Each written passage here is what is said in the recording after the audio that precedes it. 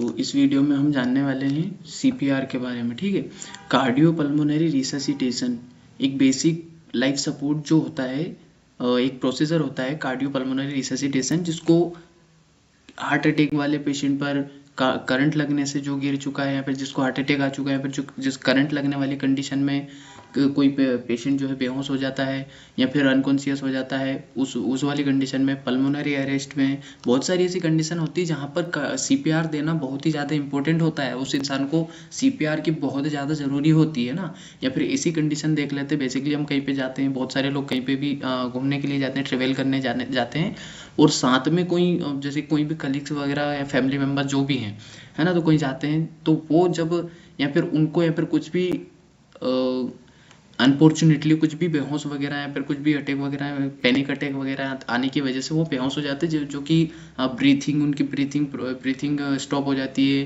Pulse stop हो जाती है, हार्ट वर्क करना बंद कर देता है, पंप करना बंद कर देता है। ठीक है, तो उस वाली कंडीशन में हमें क्या प्रोसीजर उनके ऊपर परफॉर्म करना है, वो चीज़ हम इस वीडियो में देखने वाले हैं ना। तो ये वीडियो जो है मेडिकल स्टूडेंट्स के लिए और एक आम पब्लिक के लिए भी बहुत ज़्यादा इंपॉर्टेंट है। ठीक है, सीपीआर सभी लोगों को पता होना चाहिए, क्योंकि आजकल हार्ट अटैक की कंडीशन भी बहुत ज़्यादा देखने को मिल रही है, जिसकी वजह से पब्लिक में अवेयरनेस होना बहुत ही ज़्यादा इंपॉर्टेंट है। ठीक है, सीपीआर के बारे में। तो चलिए स्टार्ट करते हैं इस वीडियो को। सो इसके हाइलाइट्स हम देख लेते हैं। जो ये हाइलाइट्स वगैरह जो भी मैंने मेन टॉपिक वगैरह जो भी टोटल हाइलाइट्स वगैरह इसमें रखी है, या फिर जो मेन टॉपिक इसमें रखे हैं, या फिर जो पूरी डिटेल मैंने इसमें दी है, वो सबसे ज़्यादा ध्यान में रखते हुए रखी मैंने नर्सिंग स्टूडेंट्स के लिए और मेडिकोस के लिए। ठीक है, तो वो उन लोगों के लिए पूरी स्लाइड्स वगैरह बहुत ज़्यादा इंपॉर्टेंट है, पूरे टॉपिक इंपॉर्टेंट है। ठीक है, वो अगर चाहें तो आप इसके स्क्रीनशॉट भी ले सकते हैं नोट्स वगैरह बनाने के लिए। ठीक है, और अगर आप चाहें कि इसका पीपीटी वगैरह आपको चाहिए तो पीपीटी वगैरह भी आपको प्रोवाइड कर दिया जाएगा। ठीक है, आप कमेंट बॉक्स में लिख सकते हैं। सो लेट्स स्टार्ट और हाइलाइट्स। सो फर्स्ट है व्हाट इज सीपीआर। ठीक है, सीपीआर क्या होता है उसका इंट्रोडक्शन हम देख लेंगे। ठीक है, सीपीआर क्या है उसका इंट्रोडक्शन हम इसमें देख लेंगे। सेकेंड है where you can use CPR, आप कहाँ सीपीआर को यूज कर सकते हैं, फिर किस पर्सन पर आप या फिर किस कंडीशन में आप सीपीआर परफॉर्म कर सकते हैं, किस इंसान पर, है ना, किस सिचुएशन में। ठीक है, थर्ड वन इज पर्पजेज, इसके पर्पज हम देख लेंगे, सीपीआर क्यों इंपॉर्टेंट है या फिर इससे करने से क्या क्या चीज पेशेंट को प्रोवाइड होगी। ठीक है, इंडिकेशंस हम देख लेते हैं, इंडिकेशंस हम इसमें देख लेंगे फोर्थ में। इंडिकेशंस यानी कब कब किस किस सिचुएशन में हमको परफॉर्म करना है, या फिर किस सिचुएशन में हमको सीपीआर किसी पेशेंट को देना है, फिर किसी क्लाइंट्स को देना है। ठीक है, fifth one is Contra indication, कब नहीं देना है। Contra indication is it means कब नहीं देना है ना, कब हमको परफॉर्म नहीं करना है, किस कंडीशन में हमको सीपीआर जो है परफॉर्म नहीं करना उस पेशेंट पर। ठीक है, वो चीज़ हम इसमें देख लेंगे। सिक्स्थ है कार्डियक अरेस्ट, सेवेंथ है रेस्पिरेटरी अरेस्ट, ये दोनों कंडीशन होती हैं। ठीक है, ये भी हम इसमें देख लेंगे। एट्थ है steps of CPR, steps of CPR यानी मीन्स जो सीपीआर को परफॉर्म करने की टोटल स्टेप्स वाइज हैं, वो चीज़ हम इसमें देख लेंगे। ठीक है, सीपीआर की जो बेसिकली 4 स्टेप्स में सीपीआर जो है पूरा होता है। ठीक है, तो स्टेप्स हम इसमें पूरा देख लेंगे। ठीक है, कैसे हमको परफॉर्म करना है step wise. So ninth is possible complications of CPR. ठीक है, सीपीआर को परफॉर्म करने में आपको क्या क्या कॉम्प्लिकेशंस आ सकती है, क्या क्या प्रॉब्लम्स आ सकती हैं, या फिर मतलब क्या क्या प्रॉब्लम्स पेशेंट को हो सकती है, वो चीज़ हम इसमें देख लेंगे। ठीक है, सो स्टार्ट करते हैं। व्हाट इज सीपीआर, है ना, सीपीआर का इंट्रोडक्शन इसमें देख लेते हैं। ठीक है, CPR cardiopulmonary resuscitation is a life saving technique useful in many emergencies including heart attack or pulmonary attack or near drowning, in which someone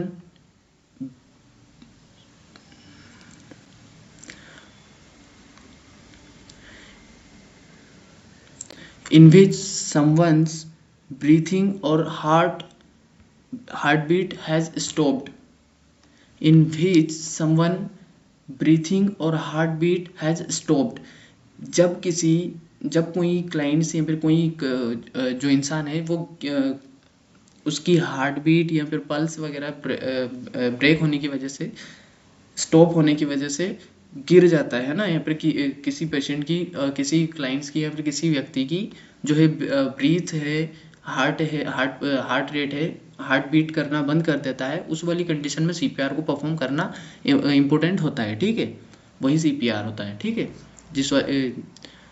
जिस कंडीशन में हम सीपीआर को देते हैं। सो सेकंड देख लेते हैं। Second one is where you can use CPR. ठीक है, सीपीआर को कहाँ कहाँ यूज कर सकते हैं या किस सिचुएशन में हमें सीपीआर परफॉर्म करना होगा किस पेशेंट पे। ठीक है, वो चीज इस स्लाइड पर दिखाई दी गई है। ठीक है, सो देखते हैं। When suddenly someone heart beat और breathing has stopped and he is not enabled to breathing, and that's why he has been fall, then you should be give the CPR to his person। उस person को आपको वहाँ पर उस condition में आपको CPR जो है परफॉर्म करना होगा जिसमें इंसान अचानक से श्वास रुकने या फिर जो हार्ट है उसका फंक्शन करना बंद कर देता है, जिसकी वजह से कोई पेशेंट अनकॉन्शियस हो चुका है या फिर गिर चुका है, उस कंडीशन में उस पेशेंट पर आपको सीपीआर जो है परफॉर्म करना है। ठीक है, सो नेक्स्ट देख लेते हैं। नेक्स्ट है पर्पजेस। ठीक है, पर्पजेस की विशेषताएं क्या क्या है या फिर इस क्या क्या चीज ऐसी हैं, क्या क्या ऐसे पॉइंट्स हैं जिसको करने से उसको क्या क्या चीज प्रोवाइड होगी। ठीक है, वो चीज हम इसमें देख लेते हैं, इसकी करने की मेन पर्पस क्या है। ठीक है, वो चीज हम देख लेते हैं। So first one is to save life of the patient. Patient की जान बचाने के लिए है ना सीपीआर देना इंपॉर्टेंट होता है। ठीक है, इससे पेशेंट की जान बचेगी। Second one is to maintain blood circulation by external cardiac massage, है ना, बाहर के थ्रू या फिर एक्सटर्नल एरियाज के थ्रू हम उसके हार्ट को पंप करवाएंगे, जिसकी वजह से उसकी बॉडी में ब्लड सर्कुलेशन बढ़ेगा, है ना, प्रॉपर ब्लड सर्कुलेशन दिया जाएगा। वो चीज़ हम इसमें परफॉर्म करेंगे, इसलिए हम इसको परफॉर्म करते हैं। ठीक है, third one is to maintain an open and clean airway. ठीक है, किसी पेशेंट का एयरवे बंद हो चुका है, यानी कि किसी सांस लेने में असमर्थ है या फिर वो पूरी तरह से उसका एयरवे जो है ब्लॉक हो चुका है, तो उसको हम ओपन करने के लिए सीपीआर को परफॉर्म करते हैं। ठीक है, मेंटेन उसके एयरवेज को क्लीन करने के लिए, मेंटेन करने के लिए हम सीपीआर परफॉर्म करते हैं। Fourth one is to maintain breathing by external airway. बाहर से सांस प्रॉपर ले पाए उसकी वजह से सीपीआर देना इंपॉर्टेंट होता है। ठीक है, नेक्स्ट है to provide basic life support till medical and advance life support arrives. जब तक कि वहाँ पर या फिर उस कंडीशन में जिस कंडीशन में वहाँ पर कोई मेडिकल स्टाफ नहीं है या फिर मेडिकल फैसिलिटी वहाँ पर नहीं है या फिर एडवांस लाइफ सपोर्ट देने वाले जो मेडिकल स्टाफ्स हैं वो वहाँ पे पहुँच नहीं पाते हैं, उस कंडीशन में हमको बेसिक लाइफ सपोर्ट देने के लिए हमें सीपीआर परफॉर्म करना पड़ता है ना, प्रोवाइड करना पड़ता है पेशेंट को। ठीक है, सो ये पर्पसेस थे टोटल। अब हम आगे देख लेते हैं। आगे हैं इंडिकेशंस।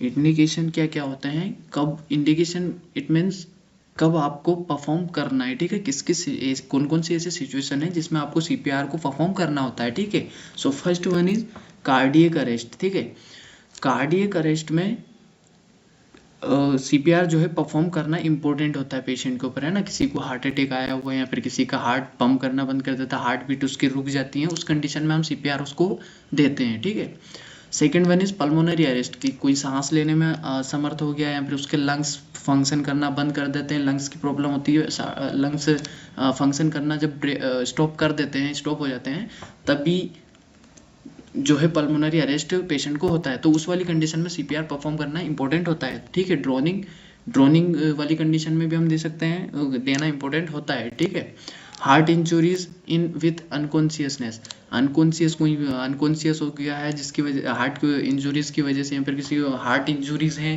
जिसकी वजह से वो अनकॉन्शियस है, तो उसका वाली कंडीशन में हम उसको सीपीआर परफॉर्म करेंगे वहाँ पे, है ना। ठीक है, इलेक्ट्रिक शॉक, किसी को करंट लग चुका है या फिर करंट लगने से कोई अनकॉन्शियस पेशेंट हो चुका है, इसकी ब्रीथिंग या हार्ट जो है पंप करना बंद कर दिया है, उस वाली कंडीशन में हम उसको जो है सीपीआर परफॉर्म वहाँ पे करेंगे। नेक्स्ट है एयरवे ऑब्स्ट्रक्शन, किसी का एयरवे ऑब्स्ट्रक्शन यानी कि वो एयरवे, उसका एयरवे में कोई रुकावट है या फिर रुकावट होने की वजह से वो पूरी तरह सांस नहीं ले पा रहा है, उस वाली कंडीशन में भी हम उसको सीपीआर परफॉर्म करेंगे वहाँ पे, ठीक है। सो नेक्स्ट है एक्यूट एमआई, है ना।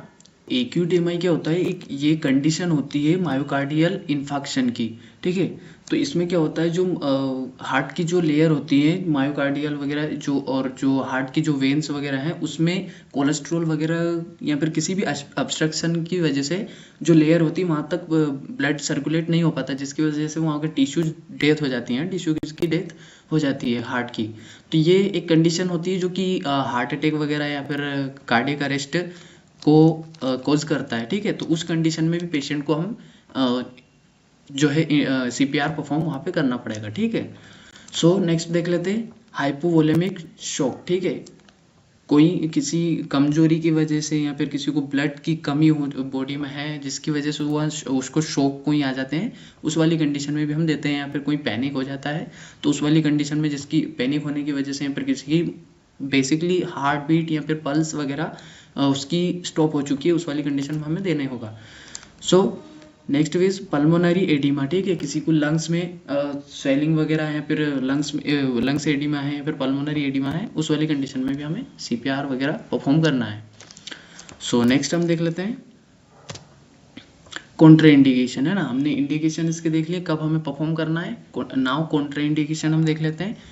कॉन्ट्रा इंडिकेशन यानी कब नहीं करना है, ठीक है। कब परफॉर्म हमें सीपीआर नहीं देना है, या फिर किस किस को परफॉर्म किस किस को हमें सीपीआर नहीं देना है, ठीक है। So first one is the only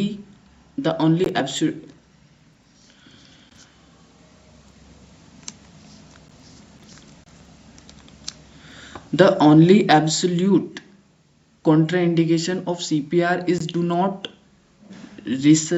resuscitate, do not a DNR order, ठीक है। The only absolute contraindication of CPR is do not resuscitate, DNR order, ठीक है। तो यह एक जिसे वह कंडीशन होती है जिसको जैसे कि किसी की डेथ हो चुकी है और उसको पुनर्जीवित नहीं किया जा सकता है ना, उसको वापस से जीवित हम नहीं कर सकते, तो उस वाली कंडीशन में बिल्कुल नहीं देना है। ये बिल्कुल ऑर्डर होता है कि, और मेडिकल से भी, मेडिकल स्टूडेंट या फिर जो डॉक्टर होते हैं हॉस्पिटल से भी या फिर मेडिकल स्टाफ से भी ऑर्डर होता है कि हमें उस वाली कंडीशन में बिल्कुल सीपीआर को परफॉर्म नहीं करना जिस कंडीशन में पेशेंट की ऑलरेडी डेथ हो चुकी है। तो उस कंडीशन में करने से कोई उसका फायदा नहीं है, तो उसके ऊपर कभी नहीं करना है, ठीक है। रिलेटिव कॉन्ट्राइंडिकेशन इसके देख लेते हैं, और भी इंडिकेशन है जो कि इससे रिलेटेड है। नेक्स्ट जो कि फर्स्ट है trauma to the chest wall in the way of ECPR, ठीक है। सो कोई चेस्ट वॉल या फिर उसकी जो चेस्ट है उस पर ट्रोमा यानी कि एक्सीडेंट वगैरह या फिर किसी भी कंडीशन से उसको दुर्घटना वाइज जो चेस्ट है उस पर इंजरी वगैरह है, तो उस वाली कंडीशन में हमको सीपीआर उसको नहीं देना, क्योंकि आप चेस्ट पर ही हाथ रखते हैं, ठीक है। तो उसकी कंडीशन यानी कि चेस्ट में या फिर जैसे कि चेस्ट पे बहुत सारी बोन्स होती हैं, रिब्स वगैरह होती हैं, स्टर्नम वगैरह होती है, वो अगर फ्रैक्चर हो चुकी है तो उस वाली कंडीशन में आपको सीपीआर जो है उसको नहीं देना है, ठीक है।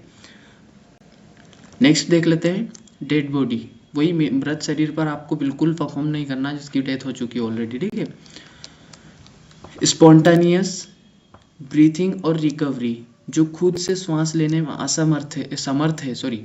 जो खुद से श्वास लेने में एबल है ना, जो खुद से श्वास ले सकता है उसको बिल्कुल उस पर करने का कोई फायदा नहीं है सीपीआर को, ठीक है। उस पर सीपीआर नहीं किया जा सकता, नहीं किया जाता है। स्पॉन्टानियस ब्रीथिंग और रिकवरी, ठीक है। तो उस वाली कंडीशन में जो ऑलरेडी सांस ले सकता है या फिर सांस लेने के लिए एबल है वो पर्सन, तो उस पर्सन पर हमें परफॉर्म सीपीआर नहीं करना है, ऑब्वियसली बात है, उस पर परफॉर्म करने का कोई फायदा है भी नहीं, ठीक है। सो नेक्स्ट देख लेते हैं क्लिनिकल जस्टिफिकेशन अगेंस्ट सीपीआर, ठीक है। जिसको सीपीआर देना मना हो, वही है ना क्लिनिकल जस्टिफिकेशन, जिसको क्लिनिकल के थ्रू जस्टिफाई किया जा चुका है कि इसको सीपीआर नहीं देना है, या फिर उसको कोई मेडिकली प्रॉब्लम्स है या फिर कुछ डिसीज है जिसकी वजह से सीपीआर उसको नहीं देना है, ऑर्डर किया गया है, तो उस वाली कंडीशन में उसको सीपीआर नहीं देना है, ठीक है।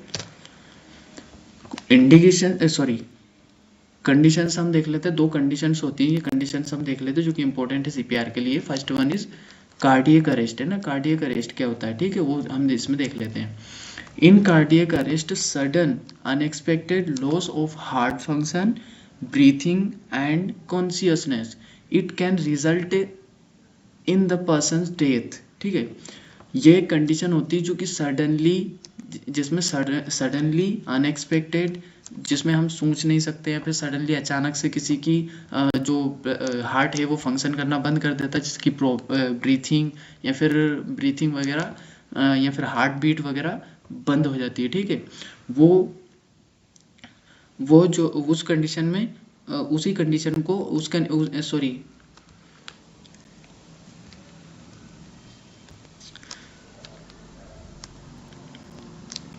हार्ट फंक्शन करना बंद कर देता है, ठीक है। हार्ट फंक्शन करना बंद कर देता है, जिसकी वजह से वो ब्रीथिंग लेने में असमर्थ होता है या फिर ब्रीथिंग लेने में एबल नहीं होता है, और उसकी वजह से वो unconscious sorry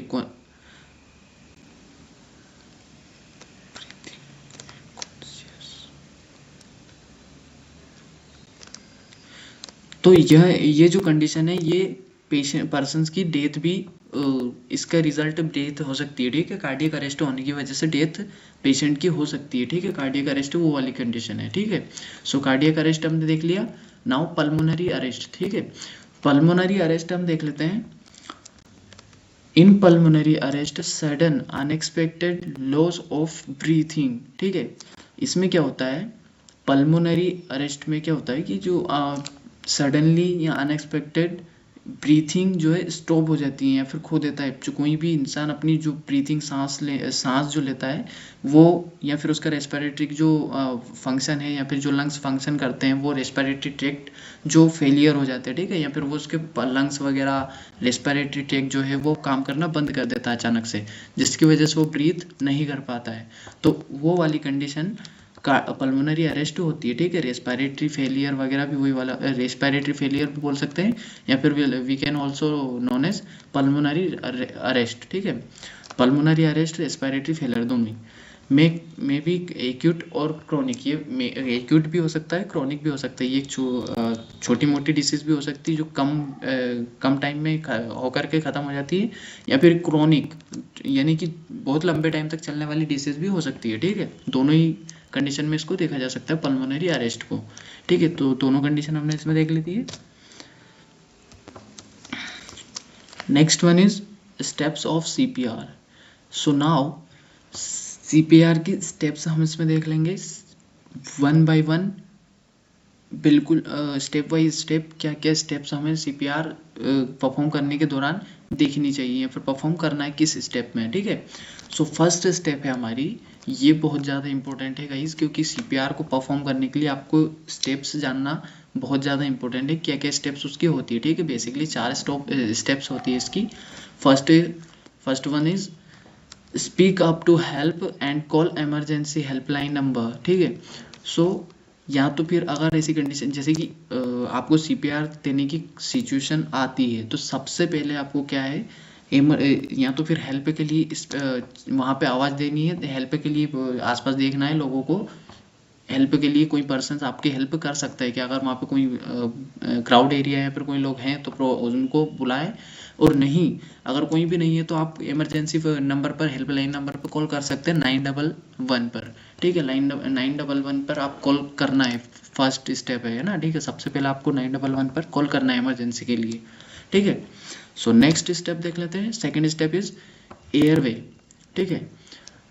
tilt head back, lift chin to open airway, check for breathing by looking for a rising chest and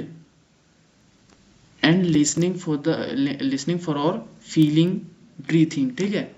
सो सबसे पहले सेकेंड स्टेप में क्या करना, फर्स्ट स्टेप में हमने देखा कि कॉल करना है, ठीक है, इमरजेंसी पर कॉल करना है, पर किसी लोगों को हमें बुलाना है, आवाज़ देनी है हेल्प के लिए, ठीक है। सो नेक्स्ट स्टेप है second step is airway. So airway में हमें फर्स्ट देखना है कि सेकंड में देखना है कि एयरवे उसका प्रॉपर फंक्शन कर रहा है या नहीं कर रहा है, ठीक है। एयरवे हमें चेक करना है, तो एयरवे कैसे चेक करेंगे, उस जो पेशेंट है उसको सही से हम बिल्कुल सुपाइन पोजीशन में लेटाएंगे, ठीक है। सो लेटाने के बाद क्या करेंगे, उसका हेड जो है थोड़ा सा बैक साइड उसको पुश करेंगे, ठीक है। उसका हेड जो है बैक साइड थोड़ा सा पुश करेंगे उसकी, फिर बाद में उसके जो माउथ है या फिर नोज है उसके पास अपना जो सिर है वो ले जा करके उसकी चेक करनी है कि वो ब्रीथ कर पा रहा है या नहीं कर पा रहा है, ठीक है। वो फील करना है वहाँ पे, तो वो चीज़ हमें देखनी है। अगर उसकी ब्रीथिंग वगैरह वहाँ पे बंद है या फिर हार्ट के पास भी हमें चेस्ट पर भी सिर रख या कान लगा करके हमें देखना है कि उसकी धड़कनें वगैरह चल रही है ना चल रही है, ठीक है। वो चीज़ हम इसमें देख लेते हैं, ठीक है। तो अगर उसकी हार्ट बीट वगैरह भी बंद है या फिर ब्रीथिंग वगैरह भी नहीं ले पा रहा है वो, तो हमें नेक्स्ट स्टेप क्या करना है वो चीज़ हम नेक्स्ट में देख रहे हैं। सो नेक्स्ट है जैसे कि ऐसी कंडीशन है कि उसको ऐसी कंडीशन है, ऐसी सिचुएशन है जब उसकी पेशेंट की हार्ट बीट भी बंद हो जाती है और जो है ऑक्सीजन भी वो नहीं ले पाता ठीक से, है ना, ब्रीथ भी वो नहीं कर पा रहा। तो उस कंडीशन में फिर थर्ड स्टेप है कंप्रेशन, ठीक है। Third step is compression. हमें कंप्रेस करना उसके चेस्ट पर प्रॉपर ऐसे, जैसे कि आप इस इमेज में देख सकते हैं, जैसे उसके हैंड्स हैं, ठीक है। ऐसे आपको हैंड अटैच करना है, दोनों हैंड की जो हमारी जो ये पाम है, पाम को चेस्ट पर अच्छे से फिक्स करना है, स्टर्नम बोन पर, ठीक है। चेस्ट के बीचों बीच थोड़ा सा सॉरी लेफ्ट साइड देख सकते हैं, लेफ्ट साइड में या फिर चेस्ट के बीचों बीच आपको ऐसे दोनों हाथ रख करके वहाँ पे अच्छे से प्रॉपर पोजीशन लेनी है, ठीक है। और ध्यान रहे जो एल्बो होती है, एल्बो के पास से हैंड्स बिल्कुल मूव नहीं करने चाहिए, ठीक है। एल्बो भी हमारे बिल्कुल टाइट होनी चाहिए, यानी कि हैंड्स जो है टोटल बिल्कुल टाइट होने चाहिए, ठीक है। ऐसी सिचुएशन हमें ऐसी पोजीशन वहाँ पे लेनी है। तो कंप्रेशन में क्या करेंगे कि जो नेक्स्ट है कंप्रेशन में हमें 30 कंप्रेशन देना है, ठीक है। उसको कंप्रेस करना है 30 बार, 30 टाइम। और डेप्थ उसकी क्या होनी चाहिए, 5 to 6 सेंटीमीटर। हमें कम से कम ऐसे ऐसे हैंड्स वगैरह उसकी चेस्ट पर रख करके हमें डिप्रेस करना है, ठीक है। उसको पुश करना है नीचे साइड, तो कम से कम 5 to 6 सेंटीमीटर पुश करना है, ठीक है। एंड 30 टाइम्स हमें कंप्रेशन उसको देना है, ठीक है। बिटवीन 2 ब्रीथ्स, दो ब्रीथ उसको देना है कंप्रेशन के बाद। स्टार्ट हम करेंगे, पहले कंप्रेशन देंगे 30 बार, उसको कंप्रेस करेंगे बॉडी को 30 टाइम्स। देन उसको 2 ब्रीथ भी देंगे उसके बाद, ठीक है। 30 कंप्रेशन देने के बाद 2 उसको सांसें देंगे, ठीक है। 2 सांसें उसको माउथ टू माउथ देंगे, जिसको लाइफ सेविंग ब्रीथ बोला जाता है, ठीक है। तो नेक्स्ट हम देख लेते हैं, नेक्स्ट स्टेप इसमें ब्रीथिंग, ठीक है। Fourth step is breathing, okay. Breathing इस स्टेप में क्या होता है, give to breath if no breathing is detected. Fourth step हमने देख ली इसमें ब्रीथिंग, ठीक है। ब्रीथिंग लास्ट स्टेप होता है, आपको ब्रीथिंग देना है, उसके बाद फिर यही चीज़ें आपको रिपीट करनी मैक्सिमम 5 टाइम्स, ओके। नेक्स्ट हम देख लेते हैं। सो नेक्स्ट है कॉम्प्लिकेशंस। जो है कॉम्प्लिकेशंस आपको क्या क्या आ सकती हैं, ठीक है, इसमें वो चीज़ हम इसमें जान लेते हैं। सो कॉम्प्लिकेशन क्या क्या है, first one is ribs fracture. अगर किसी की रिब्स फ्रैक्चर हो चुकी, यानी कि रिब्स जो है जो बोन होती है लंग्स के अराउंड, जो बोन्स होती हैं या फिर चेस्ट पे जो बोन्स होती हैं, स्टर्नम से कनेक्ट जो बोन होती है रिब्स, ठीक है। तो रिब्स जो बोन होती है वो फ्रैक्चर हो चुकी है उसकी, मान लो, तो आपको सीपीआर उस पर परफॉर्म नहीं करना है, या फिर आपको सीपीआर परफॉर्म ऐसे करना ताकि उसकी रिब्स जो है फ्रैक्चर ना हो पाए, ठीक है। अगर उसकी कंडीशन ठीक है तो रिब्स फ्रैक्चर ना हो पाए वो चीज़ आपको देखनी है उसमें, ठीक है। नेक्स्ट हम देख लेते हैं laceration related to the tip of the sternum. Sternum की जो टिप है, स्टर्नम जो बोन होती है, ये भी एक बोन होती है चेस्ट पर, तो जो टिप है उससे रिलेटेड कोई प्रॉब्लम ना आए उसको, वो चीज़ हम इसमें देखेंगे। या फिर कॉम्प्लिकेशन, वो चीज़ एक कॉम्प्लिकेटेड कंडीशन हो सकती है। नेक्स्ट है लीवर, लंग्स, स्प्लीन, जो तीनों ऑर्गन्स होते हैं उसमें कंडीशन, उसके वो भी कॉम्प्लिकेशंस एक परफॉर्म वहाँ पे कर सकते हैं आपको, ठीक है। वो भी, उनमें भी कॉम्प्लिकेशन प्रॉब्लम्स कुछ आ सकती हैं, ठीक है। नेक्स्ट देख लेते हैं एस्पिरेशन।